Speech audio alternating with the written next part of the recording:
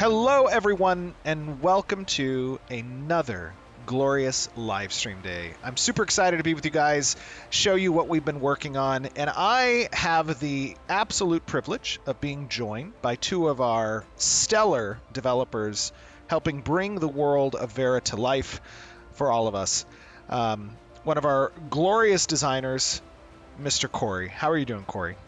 I'm doing great. Super excited to be here. Excited to have you here. I'm excited to go through with the community and get some awesome feedback on the changes that have happened since Alpha 1 last year to a lot of our resource systems, to the economy as a whole. And I know that you and the other designers have been working hard looking at the feedback that players have given from recent games they've played and thinking about how, with further details along some of our systems like land management and how they've influenced some of these changes since Alpha 1. And we are also joined by one of our absolutely phenomenal senior gameplay engineers, Mr. Alex. How you doing, buddy? I'm doing pretty well. Excited to be here. Excited to have you as well, because, of course, the magic lives in the code. And you have done an awesome job in helping design, bring to life the desires that they have for this system. And we're going to get into, I think, some fun discussion about what it took to make some of this stuff possible. So, as some of you out in the community may already be aware, this live stream, this demonstration is going to be about our gathering and harvesting systems. And, you know, while we are hard at work and getting things ready for Alpha 2, there have been some significant changes in the direction of how we're approaching general harvestables within the world, and we want to be able to obviously show you guys that. I think, you know, right now we're recording this on Thursday, so this is pre-recorded. Tomorrow is a live stream day. I've asked the community team to prepare some of the older references from Alpha 1 and what gathering looked like there, and of course you guys knew that you know, in development, we're always showing you guys works in progress, and those works in progress change over time. And now you guys are going to get an opportunity to see where it's at now. You likely just saw an example of where it was last year, and I think you are going to be pleasantly surprised and excited to see some of these changes. Where do you guys think we should start first? Alex, Corey? Well, I think we should lop down one of those trees. I think so, though. Okay, so my first question, Corey, do I have to pick a specific tree, or can I chop down any of these trees? You can chop down any tree you want. Just pick one that you like and just take that lumber. Oh my goodness. All right, so that is probably the first major reveal, is that in Ashes of Creation, we have now expanded the resource gathering system to include a great many of what the world is showing you of these resources. So when you see a tree, you can chop a tree. If you see a rock, you can mine a rock. And before we actually chop this tree down, I want to tell you that I have played a lot of MMOs. I've played a lot of games. And I don't think I have ever seen a tree fall to this high of a visual fidelity standard before. And let me just chop this down, and then we can talk about what it took to get here. All right? Does this tree look good? Should we chop this one down? How's the angle here? We're going to get a nice view from this angle? Okay, all right, let's just chop it.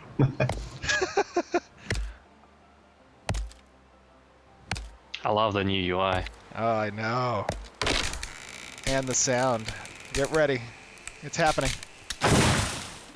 Oh my gosh. Look at the dust kick up. Look at the canopy of the tree get impacted and when it falls.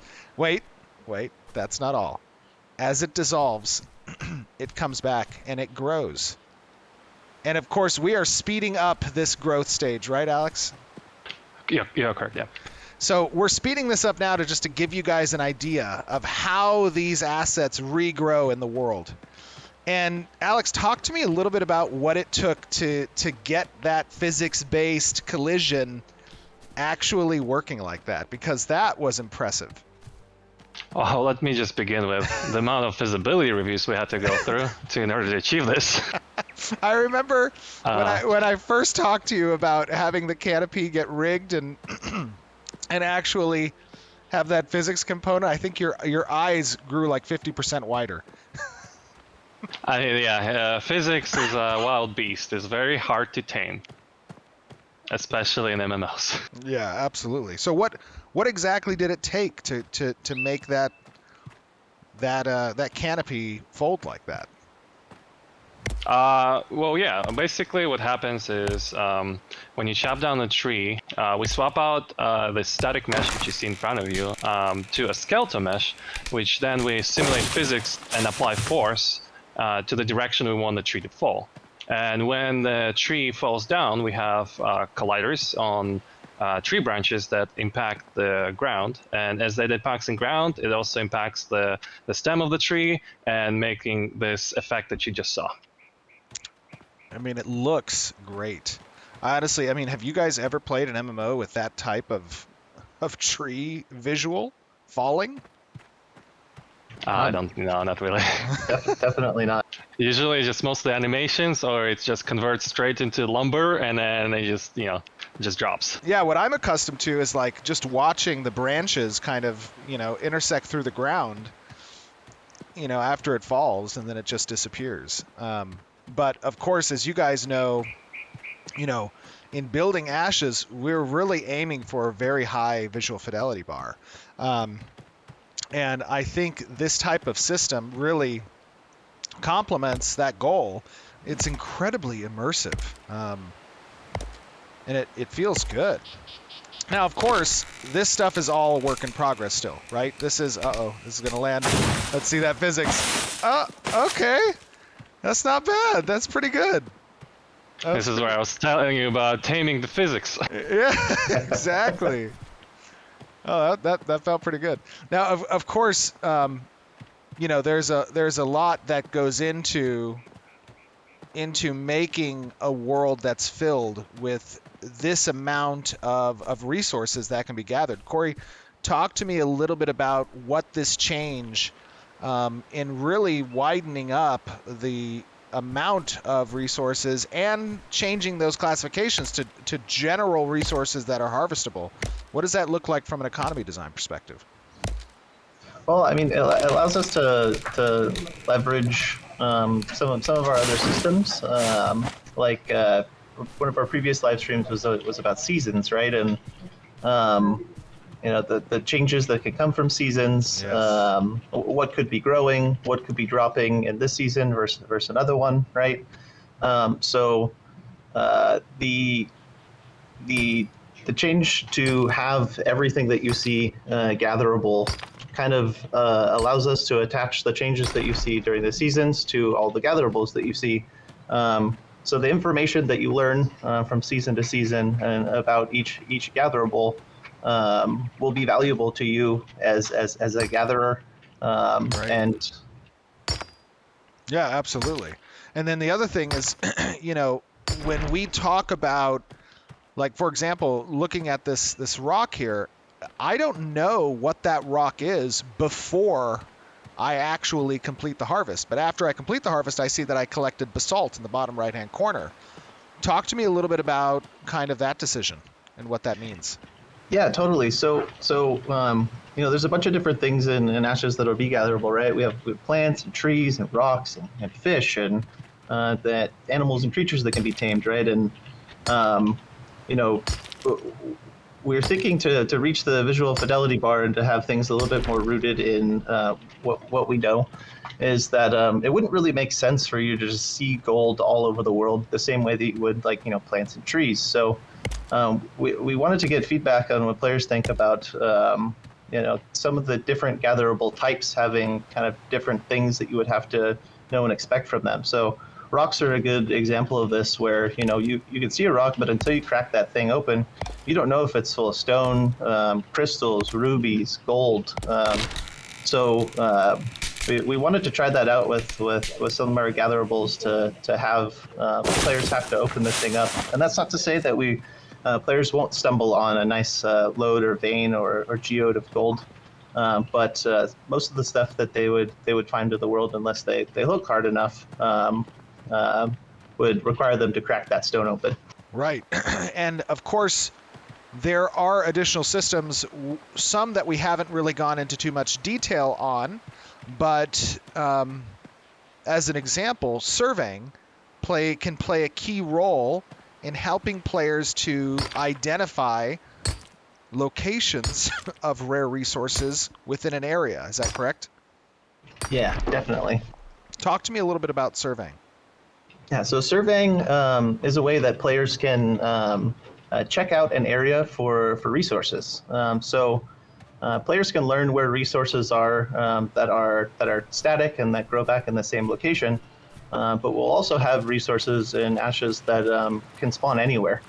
So surveying will help players locate those resources. So if they're looking for something specific, they can hunt them down. Surveying will also allow players to uncover hidden resources that players wouldn't be able to see with their naked eye. Another thing that surveying would provide is some of the information that we were talking about before, right? Like for instance, if you survey and inside of your survey area, there's plants. You might learn when that plant, what season that plant likes to grow in. You might learn whether it likes to be watered during the winter versus how it likes to be watered in the summer. You might learn. I see that the interior of this rock now has ore in it.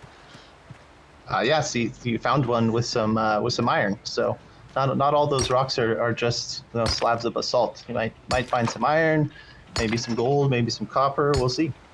Oh, that is super cool. This one was also iron. Very nice. It looks like you found a little iron deposit there.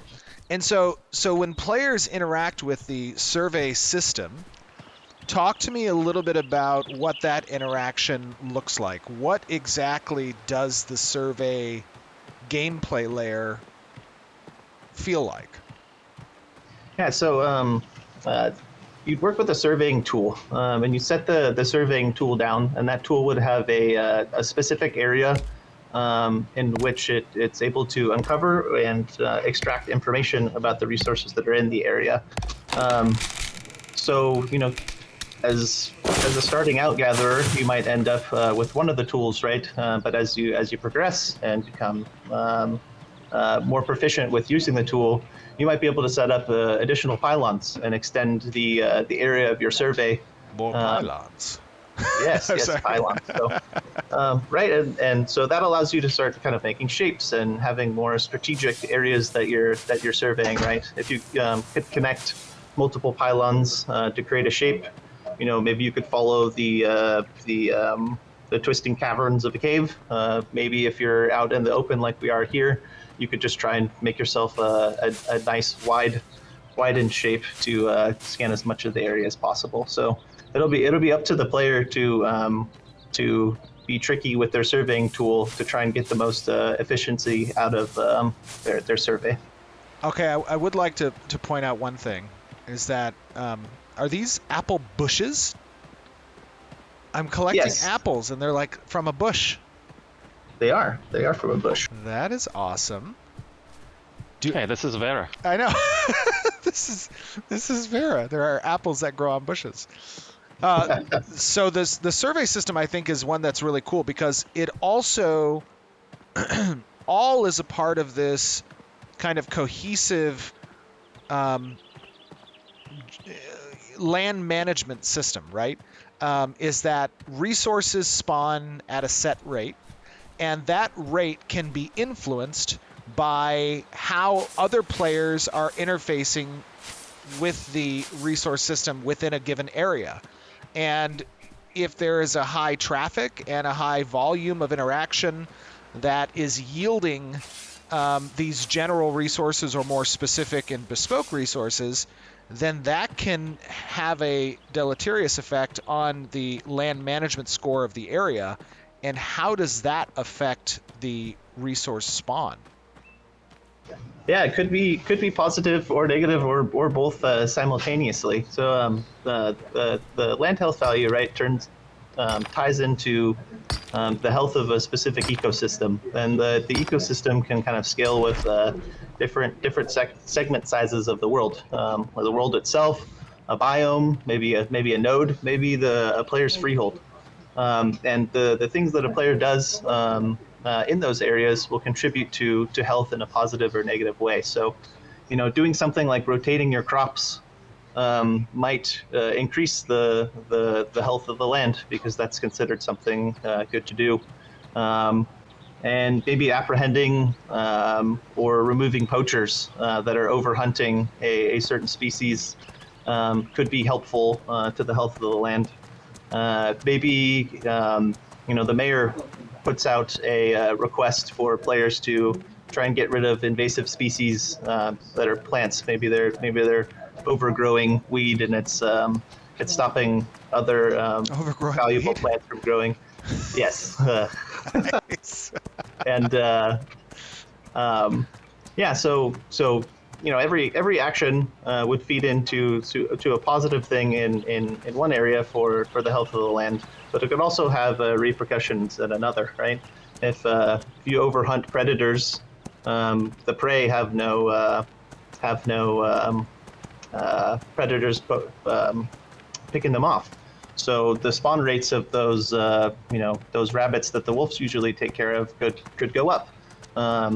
And maybe if you overhunt the rabbits, the wolves want to find another place to go. So the ecosystem health and land health system allows us to really root players into the world and learn about their surroundings, learn about what repercussions their actions have, and work together to work within and manipulate that system. Right, are you telling me if my land management is poor and I cut down all the trees, my land will just be barren for like long periods of time? Ooh. Yeah, it could definitely extend the amount of time that it would take for what you want to grow back. Oh, that's cool. That is pretty cool.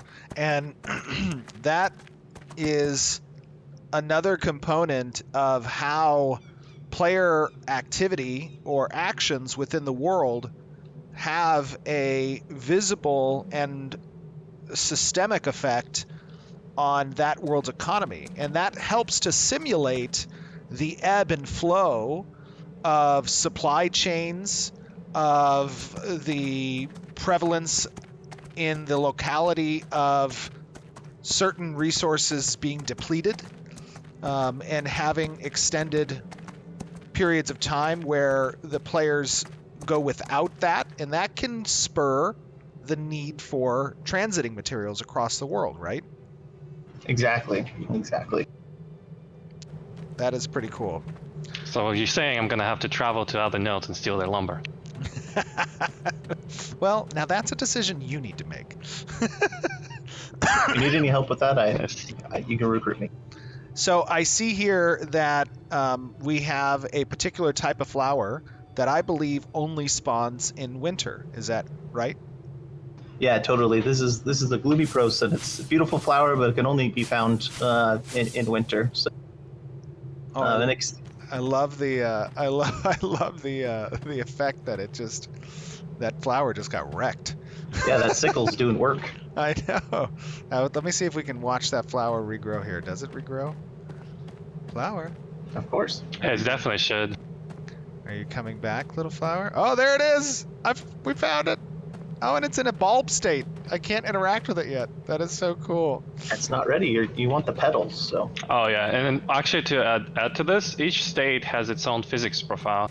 Like you saw trees, like you saw the flowers right here, and some profiles might not have any collision, and some might have. So for example, as for trees, sapling stage requires no collision, but the young stage will have a collision which you no longer can go through. Oh, that is pretty cool. Now, Slurpee, I mean, sorry. Slurpee is his gamer tag. Alex, talk to me a little bit about what you had to do to kind of make all of this performant, right? When you're creating an environment with so many of these terrain actors, these foliage actors being interactable, that can have some potential performance issues. How did you go about addressing that? Yeah, you're correct. This is a very difficult task, and luckily for us, Unreal 4 and Unreal 5 provide tools for environment artists called foliage tool, where you can just paint like trees, paint flowers, paint rocks, like everything you see, and it's very, very performant because artists paint thousands of them, right? And to make the world very immersive, to make world believable. So what we've done is we basically used the same system and introduced a few states.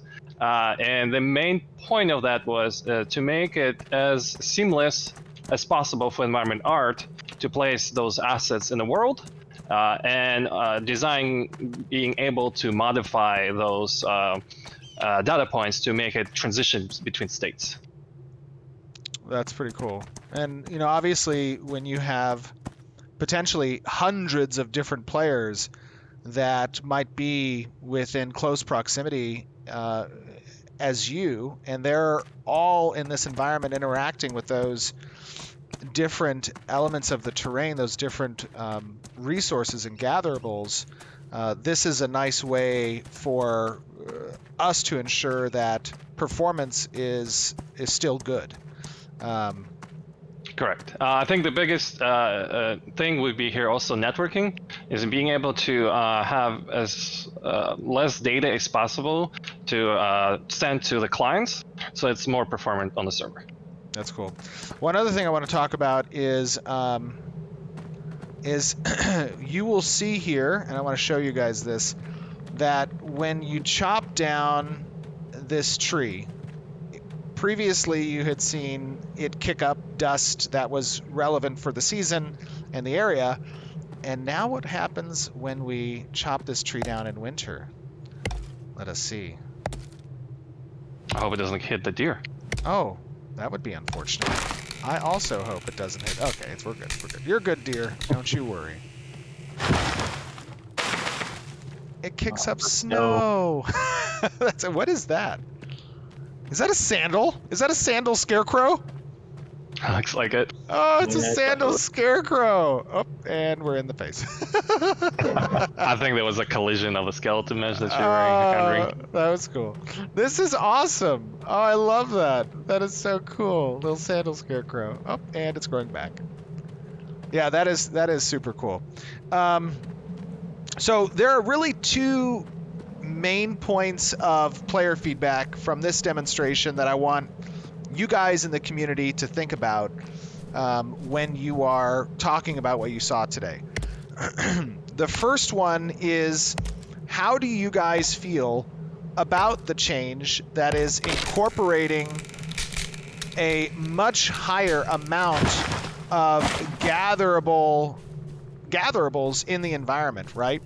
Now, obviously, like I said, these are general resources that are primarily geared towards construction and development of nodes, the transit of materials across the world through caravans, repairs, and then they are general resources that are used in a